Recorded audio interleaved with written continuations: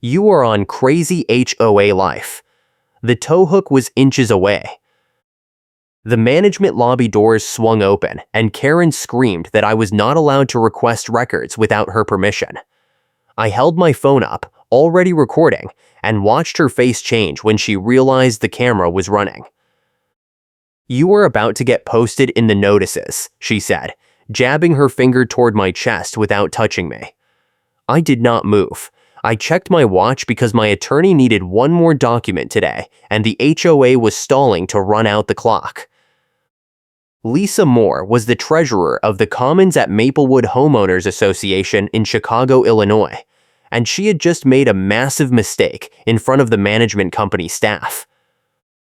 I am a building maintenance technician, which means I know every rule and every loophole in these bylaws.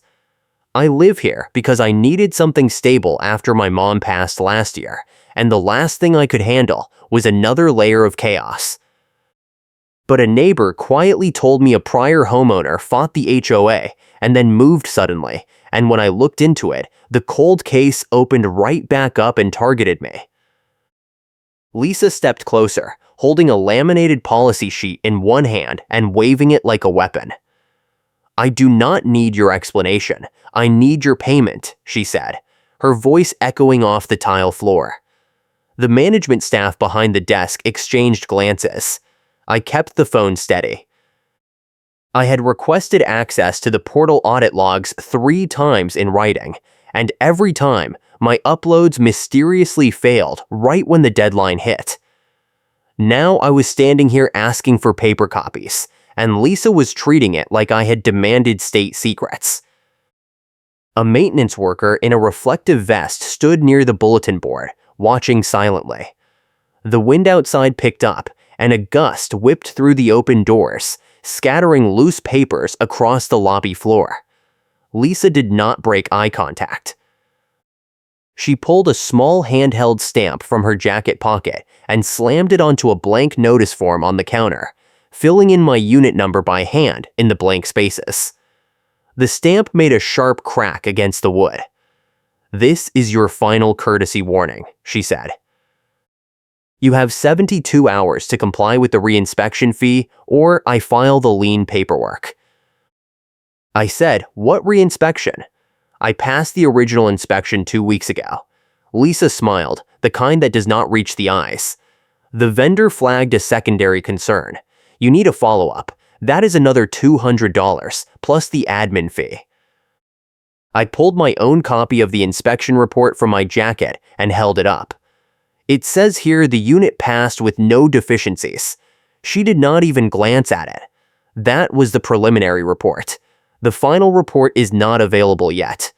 I said, "I have the final report. It is signed and dated." She shook her head. "Not the one on file with the board." That was the moment I knew she was moving the goalposts. I checked my watch again. I had 4 hours to get the document to my attorney, or we would miss the filing window for the appeal. Lisa turned to the management staff and said, "He is not authorized to request board records without written consent from a board member." The clerk behind the desk, a woman in her 50s with reading glasses, frowned. She said, "Association bylaws allow any homeowner to request copies of meeting minutes and financial records." Lisa snapped, "Not during an active enforcement proceeding." I said, "Show me where it says that." Lisa pulled out her phone and started scrolling, her face tight. The management clerk glanced at me and mouthed, "She is wrong." I nodded. Lisa looked up and said, "I will send you the section reference by end of day." I said, "I need the records now." She said, "Then file a formal complaint with the board and wait for the next meeting." The next meeting was 3 weeks away. My attorney deadline was in 4 hours. A board member I recognized, a man in his 60s with a golf shirt, walked through the lobby and paused when he saw us. Lisa waved him over. She said, "He is demanding records we are not required to provide." The board member looked uncomfortable. He whispered to me, "Your file is thick. You should just pay and move on." I said I am not paying for a fake reinspection. He shrugged and walked out. Lisa watched him leave, then turned back to me. I can fine you daily until you give up and you cry, she said. Her voice was flat, like she had said it before. I left the lobby and went straight to my car. I sat in the parking lot and made a list. The prior homeowner who moved suddenly was named Greg Chen. I found his contact through a mutual neighbor and called him. He picked up on the third ring. I said, I am dealing with the same thing you dealt with. He was quiet for a moment. Then he said, Lisa Moore? I said yes. He said, she tried to fine me for a landscaping violation that never existed. When I fought it, she backdated a notice and claimed I had missed the deadline. I said, did you keep any of the paperwork? He said, I kept everything. I can email you the file tonight. That was clue number 1. I drove to the city clerk office downtown and asked for public records on the commons at Maplewood Home Owners Association. The clerk, a woman in her 40s with a city ID badge, pulled up the filings and printed me a packet. She said, you are looking for the annual meeting minutes, right? I said yes. She handed me 3 years of minutes and said, these are the ones on file. I scanned them in the parking lot. The quorum logs for 2 of the votes did not match the attendance sheets. The votes had passed, but the numbers did not add up. That was clue number 2. I went home and opened my portal account. The site showed my uploaded documents as received, but when I checked the metadata using a browser tool, the creation date on the server was 3 days after the deadline. Someone had deleted the originals and re-uploaded blank placeholders. I took screenshots of the timestamps and saved them to 3 separate drives. That was clue number 3. I waited for the right audience, because the reveal needed witnesses. I emailed Greg Chen and asked if he had the original notice Lisa sent him. He replied an hour later with a scanned PDF. The notice was on the same laminated template Lisa had used on me, with the same blank spaces filled in by hand. The signature was identical. I printed both and laid them side by side. The handwriting matched. The stamp impression matched. She was using the same playbook. A day later, I got a letter in the mail from a law firm I had never heard of. It was a small claims filing. Lisa Moore, as treasurer, was suing me personally for unpaid fees and damages to association property. The filing claimed I had refused to pay for repairs and had ignored multiple notices. I read it twice. None of it was true. The damages were listed as general wear and tear to common areas, and the fees were for the reinspection I had already passed. The filing was dated 2 days before I even requested the records. I called my attorney. She said, "This is harassment. She is trying to force you into court so you spend money on a defense." I said, "Can we countersue?" She said, "We can, but first we need to respond to the claim and file the appeal on the original violation." "Do you have the document I asked for?" I said, "The HOA is blocking access." She said, "Then we file a motion to compel. That takes time." I checked my watch. 2 hours left. I drove back to the management office. This time, I brought 2 binders. One had all my evidence, the inspection report, the portal screenshots, the quorum logs, the match notices, and Greg Chen's file. The other binder was empty, but I placed it on the counter so it looked like I had even more. The management clerk saw me walk in and said, "She is not here right now." I said, "I am not here for her. I need to speak to the property manager." The clerk hesitated, then picked up the phone. A minute later, the property manager, a man in his 50s with a tie and a tired expression, came out of the back office. I said, "I need the board meeting minutes and the vendor contract for the inspection company." He said, "I can get you the minutes, but the vendor contract is proprietary." I said, "The bylaws say all contracts over $500 are member accessible." He sighed. He said, "Give me 10 minutes." I waited. Lisa walked in through the front doors and froze when she saw me. She said, "You are not supposed to be here." I said, "I am requesting public records." She said, "You are harassing staff." The property manager came back with a folder and handed it to me. He said, "Minutes from the last 6 months." The vendor contract is still under review. Lisa stepped between me and the counter. She said, "I am filing a trespassing complaint." The property manager said, "Lisa, he has a right to be here." She ignored him. She pulled out her phone and said, "I am calling the police." I said, "Go ahead." I pulled out my phone and started recording again. She saw the camera and her face went red. She said, "You cannot record me without consent." I said, "Illinois is a one-party state. I can record any conversation I am part of." She turned to the property manager and said, "You need to remove him." He said, "I am not doing that." Lisa left. I copied the minutes on the office printer while the property manager watched. The clerk whispered, "She has been doing this for 2 years. No one says anything because she controls the budget." I said, "Do you have any other complaints on file?" She shook her head. She said, "People just pay and move on." I said, "I am not moving on." I took the copies and left. At home, I went through the minutes line by line. The vote to approve the vendor contract had happened at a meeting where only 4 board members were present. The bylaws required 5 for a quorum. The vote was invalid. I highlighted the section and added it to the binder. Then I opened Greg Chen's file.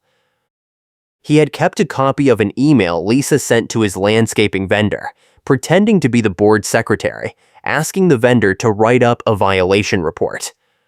The vendor had replied to Greg by mistake, forwarding the whole thread. Lisa had been caught, but Greg had already moved by the time it surfaced. I forwarded the email to my attorney with a note, "This is the pattern." She replied in minutes, "This is fraud. We can use this." I said, "I need to show this to people who will care." She said, "The board meeting is in 2 weeks." I said, "That is too late." She said, "Then make it public." I said, "How?" She said, "You know how." If you are enjoying this, hit the like button and subscribe for more HOA stories. I printed the email thread and the quorum logs and drove to the coffee shop parking lot near the clubhouse. It was a Thursday evening, and I knew Lisa would be there for a committee meeting.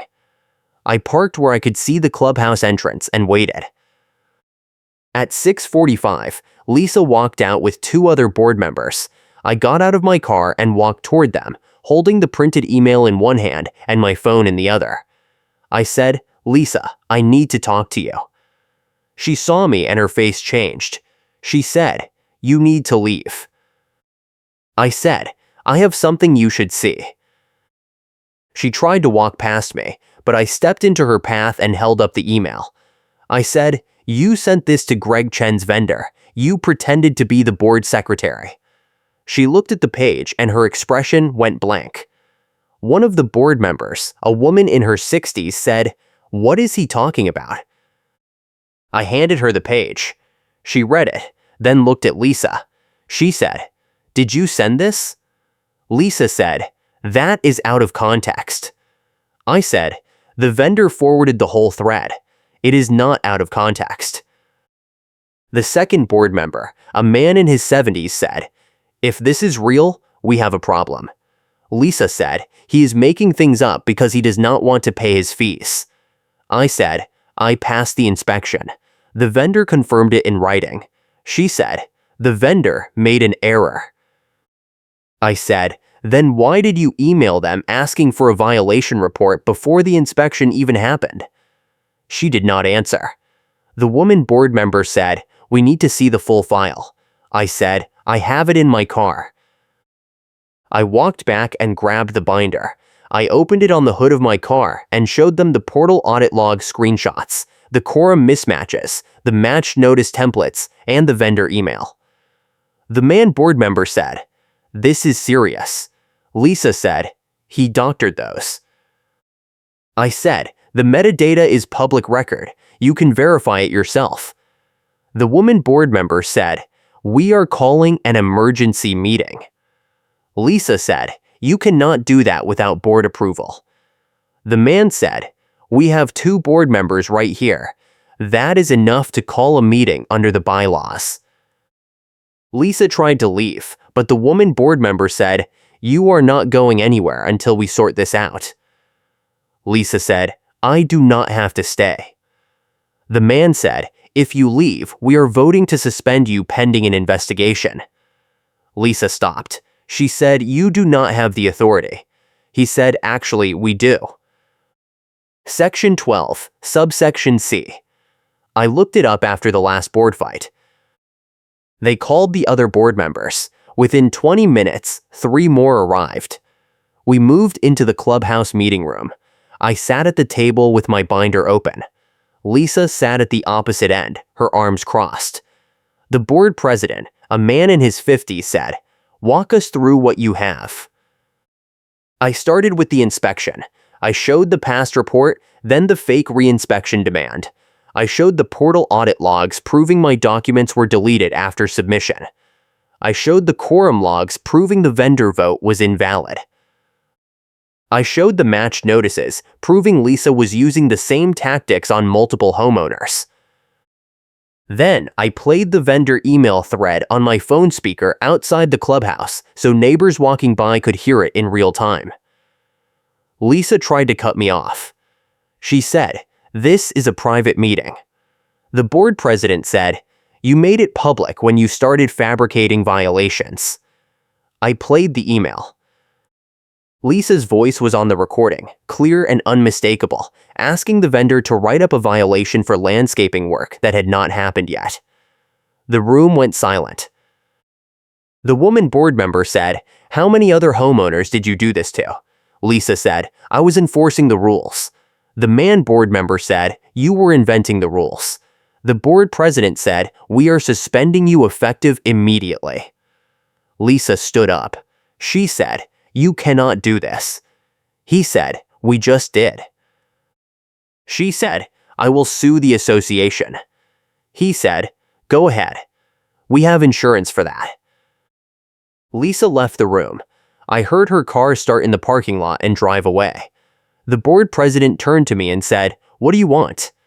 I said, "I want the fees reversed, the lien threat dropped, and the small claims filing withdrawn." He said, "Done.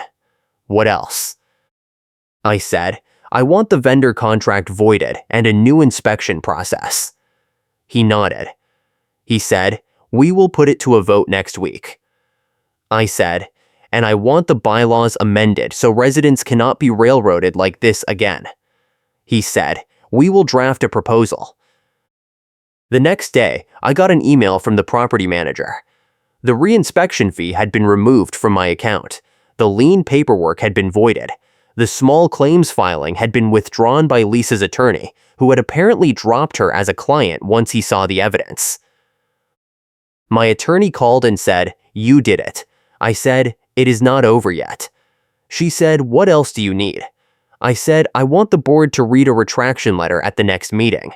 She said, "I will draft it." 2 weeks later, the board held the regular monthly meeting. I sat in the front row with my binder. Lisa was not there. The board president read a prepared statement acknowledging that errors had been made in the enforcement process and that corrective actions were being taken. Then, he read the retraction letter. It was addressed to me, signed by Lisa, and it admitted that the reinspection demand was not supported by the vendor report and that the fees were applied in error.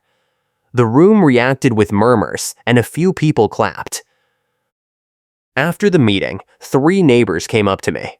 One said, "I paid those fake fees last year. Can I get a refund?" I said, "Talk to the board. They are reviewing all of Lisa's enforcement actions." Another neighbor said, "Thank you for doing this. No one else had the guts." I said, "I just wanted it on the record." The board passed a new rule the following month. Any enforcement action over $100 now requires a second board member to review and sign off.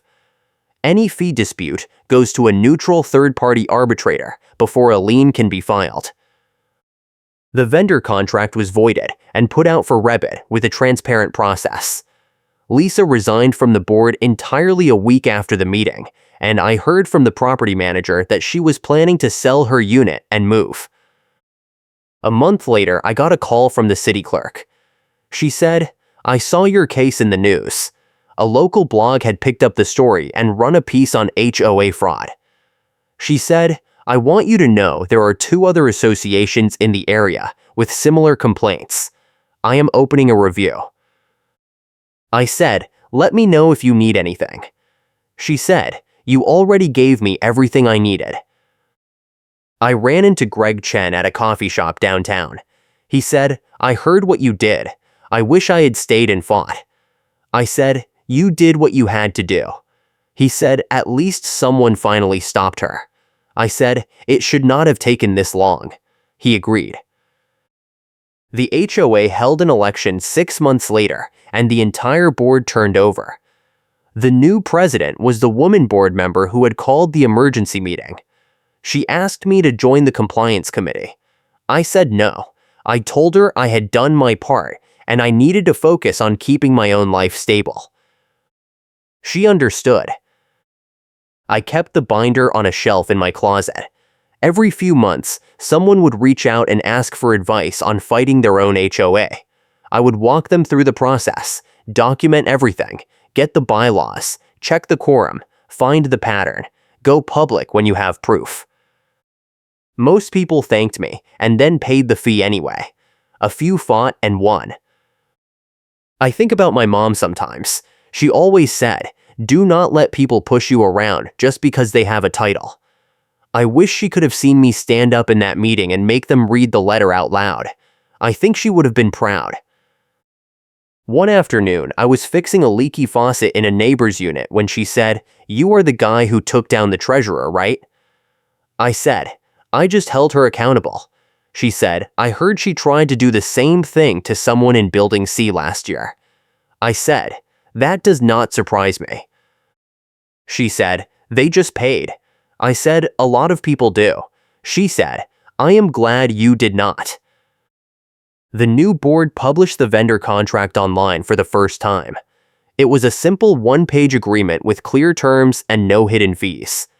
The inspection process was standardized, and every homeowner got a copy of the report automatically. The compliance committee started sending out monthly summaries of enforcement actions so everyone could see what was happening.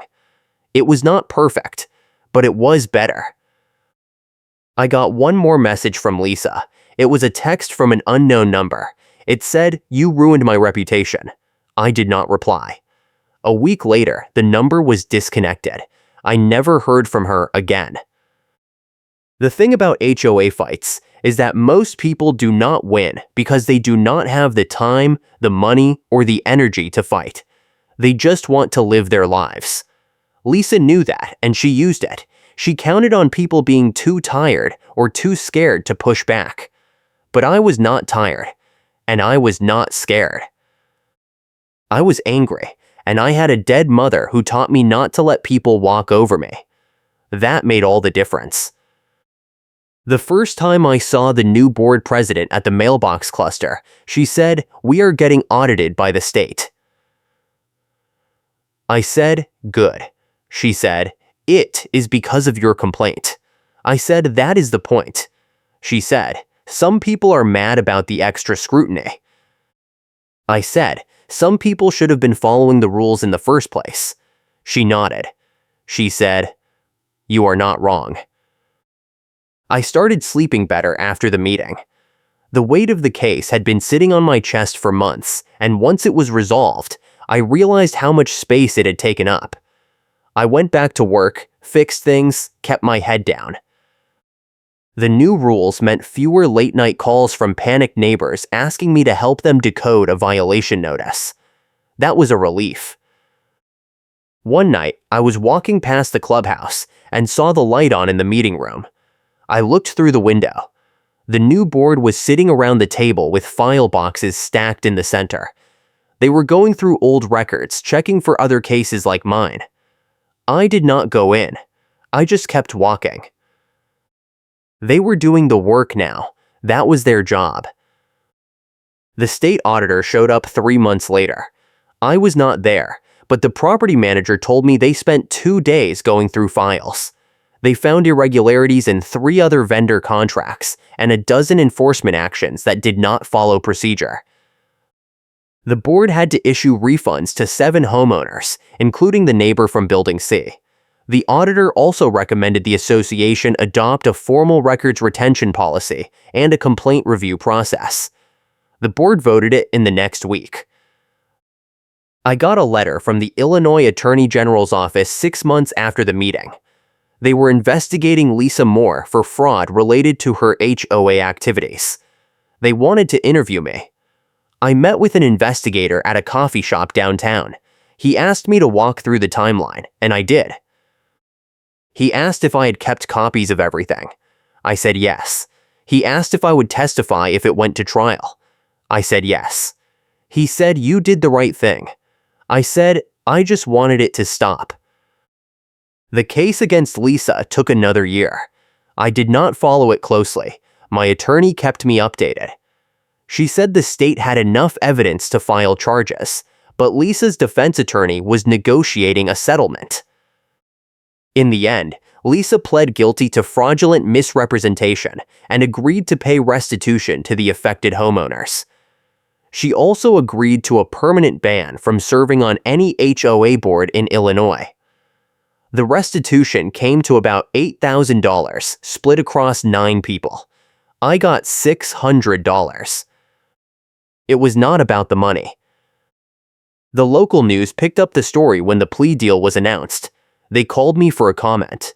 I said, "Homeowners need to know they have rights. HOAs are not above the law." They ran the quote in the article. A few people recognized me at the grocery store and thanked me. It was uncomfortable, but I appreciated it. The commons at Maplewood changed. The new board was not perfect, but they were transparent. They posted agendas online. They answered emails. They stopped using enforcement as a weapon. The community felt different. People talked to each other at the mailboxes again. The tension was gone. I think about the cold case a lot. Greg Chen moving away, the other homeowners who just paid, the fake fees and backdated notices, how long it had been going on.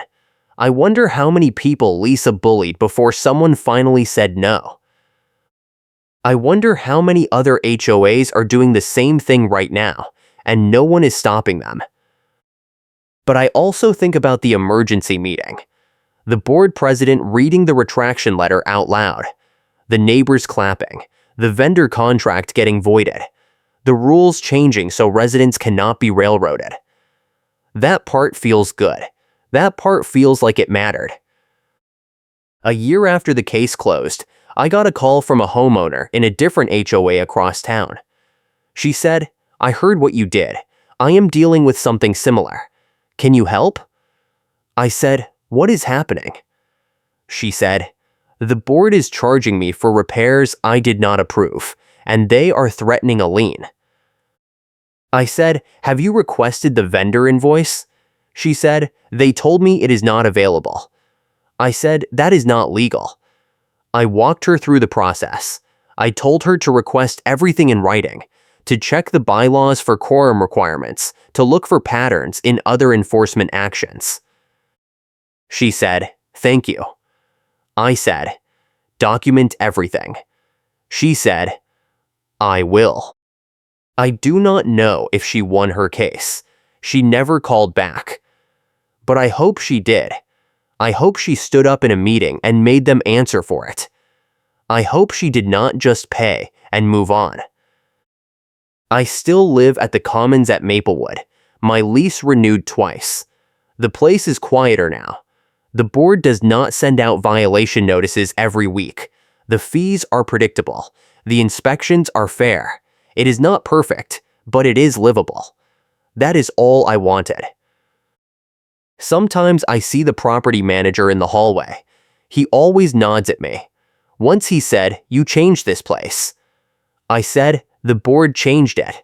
He said, "They would not have if you had not pushed." I said, "Someone had to." He said, "Most people do not." I said, "I know." I kept my mom's photo on the shelf next to the binder. Every time I look at it, I remember what she said. Do not let people push you around. I did not. I pushed back. And it worked. That is the part I want people to understand. It is hard. It takes time. It is exhausting. But it works. You just have to decide you are not going to let them win. Karen claims she never came by, and the doorbell video plays. That is how I knew I had her. The trump card was not just the email or the audit logs or the quorum mismatch. It was the cumulative weight of every lie, every fabricated deadline, every moved goalpost. It was a documented appeal that overturned the decision on the record, and it forced the HOA to change hearing rules so residents cannot be railroaded. Karen's bluff got read out loud, and the room reacted, and she had no way to walk it back. I am still a building maintenance technician. I still check my watch because deadlines matter. I still carry the binder when I need to remind myself that standing up works. And I still live at the Commons at Maplewood because I fought for the right to stay here without being harassed. That is my cold case. That is my win. Thanks for watching, and I appreciate you being here.